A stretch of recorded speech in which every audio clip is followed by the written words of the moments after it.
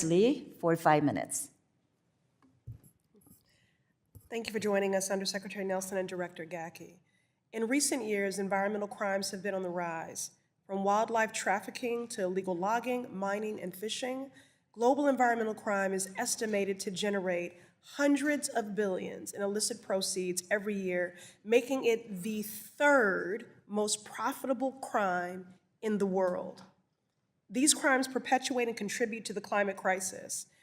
I think about those devastating images of the Amazon rainforest burning. In 2022, the Amazon lost more than 10 football fields every minute. That was not a naturally occurring phenomenon. Illegal mining and illegal forestry contributed to the problem. The Nonpartisan Fact Coalition released a report last October titled "Dirty Money and the Destruction of the Amazon." It highlights how profits from environmental crimes in the Amazon rainforest makes its way into the U.S. financial system. I'd like to submit this report for the record. Without objection. Without objection. While environmental crimes are damaging in their own right, they are also associated with other convergent crimes such as drug trafficking, corruption, and money laundering, which endanger public safety and corrode democracy. Financial transparency reforms are critical. Director Gacke, can you speak to what FinCEN is doing to tackle environmental crimes and their links to the U.S. financial system? Thank you, Congresswoman Pressley. We agree that this is an incredibly important concern for us. And I can highlight a couple of things that we are working on. We are bringing together public-private partnerships and exchanges between law enforcement and financial institutions to highlight the risk of environmental crime. A few weeks ago, we did a FinCEN exchange specifically focused on illegal wildlife trafficking.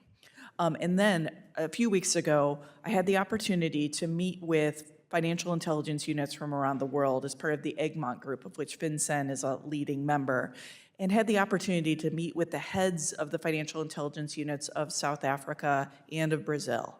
In Brazil, we specifically focused on how we can partner to ensure that our systems are highlighting, reporting, involving, as you note, illegal mining, illegal forestry, et cetera. And in South Africa, building on Secretary Yellen's trip there in the last, I think it was last year, we are trying to strengthen the partnership with the Financial Intelligence Unit of South Africa, both to highlight reporting that we can get from destination points, transit points, and origin points when it comes to illegal wildlife trafficking. In short, this is a high priority for us, and we are trying our best to contribute. Thank you, Director. The Republican majority is trying to defund our nation's financial intelligence unit by cutting the budget of FinCEN. Director Gacke, if the Republican majority succeeds in making these cuts to your funding, what are the possible consequences for FinCEN's ability to fight financial crimes and to finalize rules that will close money laundering loopholes? Thank you, Congresswoman. I want to express my appreciation for all of the funding support we have had at FinCEN over the years, but I do want to point out that in the last two budget cycles, FinCEN has been funded under the president's budget by $20 and $30 million respectively. We will, of course, meet our congressional obligations and in terms of implementation. But what I worry about is actually our ability to dedicate resources to important things like the FinCEN exchange. You know, we have record requests to do more and more exchanges focused around fentanyl, around illegal wildlife trafficking, around environmental crimes. These things, I think, will suffer for lack of funding. Thank you. And with environmental crimes devastating indigenous communities and contributing to climate change, I urge you, Undersecretary Nelson, to encourage Treasury to lead the development of a whole-of-government strategy to curb illicit finance associated with environmental crimes in the coming months. In your opinion, Undersecretary, is this something that Congress and Treasury can partner on?